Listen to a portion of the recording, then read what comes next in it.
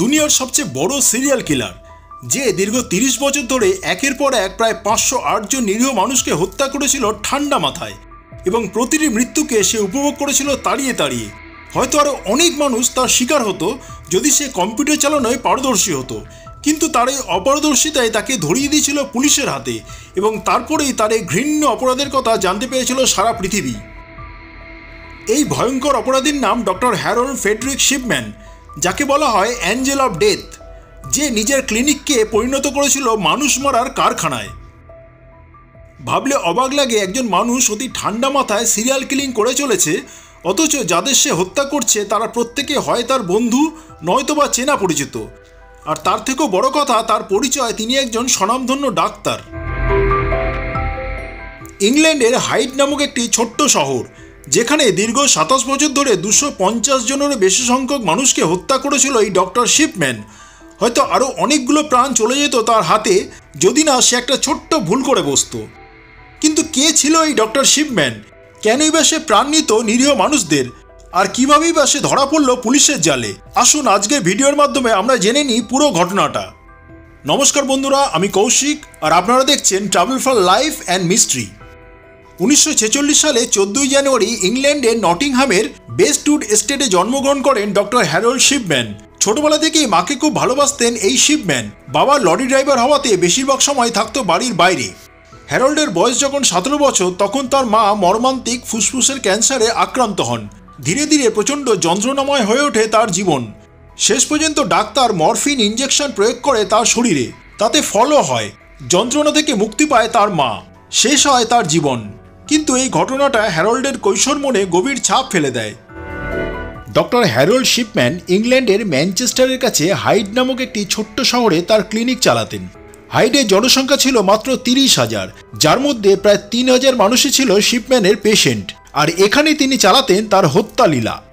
Doctor Harold সেই সমস্ত মানুষদেরই শিকার হিসেবে বেছে নিতেন যাদের বয়স হয়ে গেছে, নিঃসঙ্গতায় ভুগছেন, আত্মীয় পরিজন বলতে কেউ নেই, বা থাকলেও অনেক দূরে থাকে। ডক্টর শিপম্যান প্রথমে সেই সমস্ত মানুষদের অনেক সময় দিতেন, তাদের বাড়ি গিয়ে গল্প করতেন, তাদের কথা মন দিয়ে শুনতেন, তাদের নিঃসঙ্গতা দূর করতেন। ধীরে ধীরে তারা শিপম্যানকে বিশ্বাস করতে শুরু করতেন, তার উপর আস্থা রাখতে শুরু করতেন, এমনকি তার হাতে নিজেদের বাড়ির চাবিও তুলে দিতেন নির্দ্বিধায়। ডক্টর শিপম্যানের এই মনোমুগ্ধকর গুণাবলীর জন্যই হাইডে তিনি যথেষ্ট প্রসিদ্ধ ছিলেন। সকলে এটাই মনে করত যে ডক্টর শিপম্যান কেবলমাত্র কথা বলেই মানুষের রোগ সারিয়ে দিতে পারেন। পেশেন্টদের সঙ্গে কথা বলার মাধ্যমে ডক্টর শিপম্যান তাদের সমস্ত তথ্য অতি সন্তর্পণে কালেক্ট করে নিতেন। পেশেন্টের কে কে আছে, তারা কোথায় কোথায় থাকে, কখন কখন তার বাড়িতে আসে, পেশেন্টের স্থাবর অস্থাবর সম্পত্তি প্রভৃতি নানা তথ্য। এরপর যখন ডক্টর শিপম্যান বুঝতেন তার যা জানার সব জানা হয়ে গেছে, তখন সে মেডিসিনের ওভারডোজের মাধ্যমে মেরে ফেলতেন সেই মানুষটিকে। যেহেতু ডক্টর শিপম্যানের বেশিরভাগ শিকারেরই বয়স ৮০-র ওপরে, তাই তাদের মৃত্যুতে কেউ কখনো সন্দেহ প্রকাশ করতো না। সবাই ভাবত এটা একটা স্বাভাবিক ঘটনা।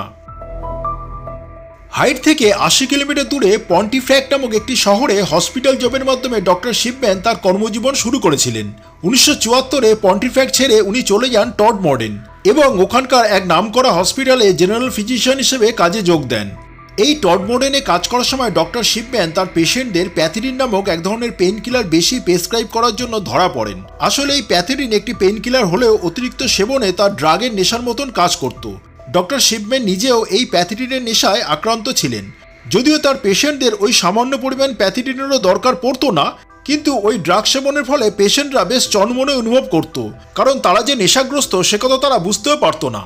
ধরা পড়ার পর হসপিটাল কর্তৃপক্ষ ডক্টর শিপম্যানকে হসপিটাল থেকে বের করে দেয় এবং তার লাইসেন্স পর্যন্ত ক্যান্সেল করার জন্য উদ্যোগী হয়। কিন্তু ডক্টর শিপম্যান সেই সময় ৬০০ পাউন্ড জরিমানা দিয়ে মুক্তি পায় এবং নিজে একটি রিহ্যাবিলিটেশন সেন্টারে ভর্তি হন। তার ফলে তার লাইসেন্স ক্যান্সেল হওয়ার থেকে বেঁচে যায়।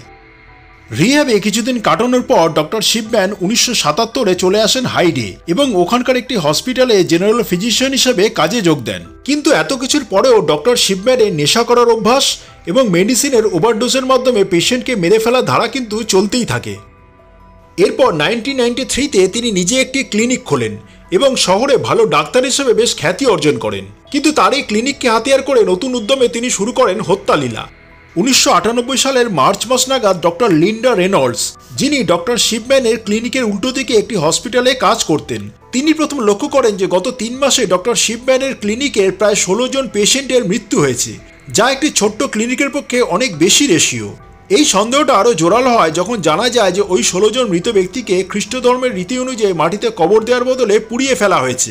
ডক্টর লিন্ডা খোঁজখবর করে একথাও জানতে পারেন যে ওই 16 জন পেশেন্টের মৃত্যুর সময় প্রতিটি ক্ষেত্রে ডক্টর শিপম্যান সেখানে উপস্থিত ছিলেন, এবং আরও আশ্চর্যের বিষয়, মৃত্যুর সময় প্রত্যেকে ঘরোয়া পোশাকের বদলে পরেছিল ভালো জামা কাপড়, যা দেখে মনে হয় তারা যেন সুসজ্জিত হয়ে কোথাও যাওয়ার জন্য তৈরি হয়ে চেয়ারে বসে আছে, যা কোনোভাবেই নর্মাল নয়।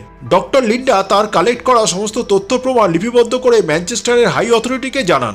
এরপর ম্যানচেস্টার পুলিশ ইনভেস্টিগেশন শুরু করে ডক্টর শিপম্যানের বিরুদ্ধে, কিন্তু আশ্চর্যের বিষয়, এই ইনভেস্টিগেশনে ডক্টর শিপম্যানের এগেনস্টে কোনো সলিড প্রমাণ পাওয়া যায় না। তার ফলে অচিরেই ওই ইনভেস্টিগেশন বন্ধ হয়ে যায়। ডক্টর শিপম্যান নিজেই তার প্রত্যেকটি শিকারের ডেথ সার্টিফিকেট ইস্যু করতেন, যেখানে তিনি নিজের মনমাফিক কজ অফ ডেথ বা মৃত্যুর কারণ লিখতেন, এবং এক্ষেত্রে তাকে সাহায্য করত তার ক্লিনিকের সহকর্মীরা। এই ঘটনার পরেও নতুন করে 3 জন পেশেন্টের মৃত্যু হয় ডক্টর শিপম্যানের দৌলতে।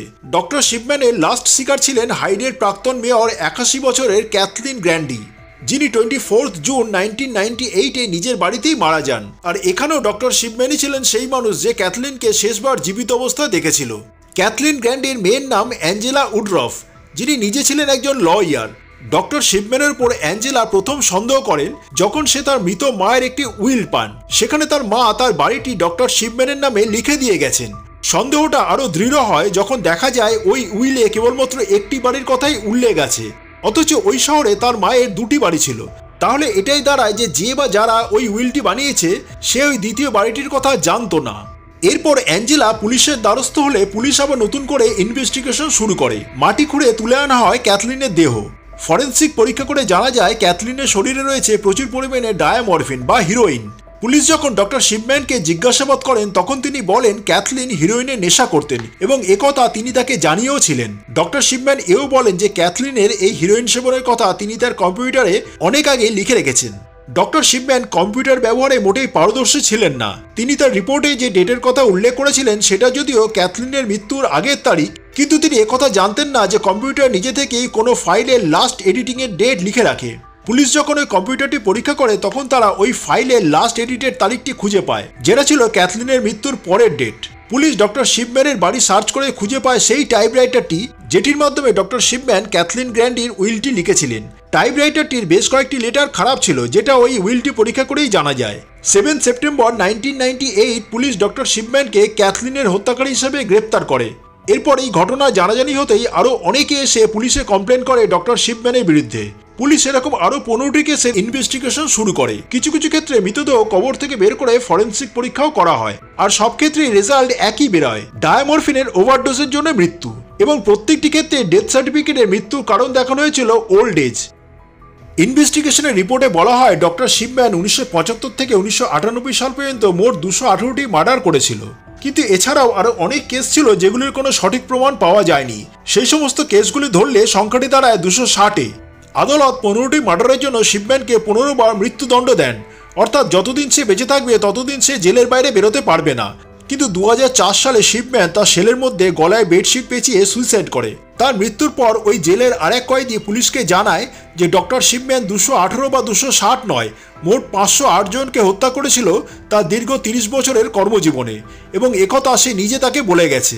ডক্টর শিপম্যান কেন এতগুলো মানুষের প্রাণ নিয়েছিল তা কিন্তু রহস্যই থেকে গেছে। কেউ বলে উনি ছিলেন সাইকো, কেউ বলেন পয়সার লোভ, আবার কেউ তার মায়ের মৃত্যুর কারণকে দায়ী করে এই হত্যালীলার জন্য। ভিডিওটি ভালো লাগলে অবশ্যই লাইক, শেয়ার এবং চ্যানেলটি সাবস্ক্রাইব করে পাশে থাকার অনুরোধ রইল। ভালো থাকবেন, নমস্কার।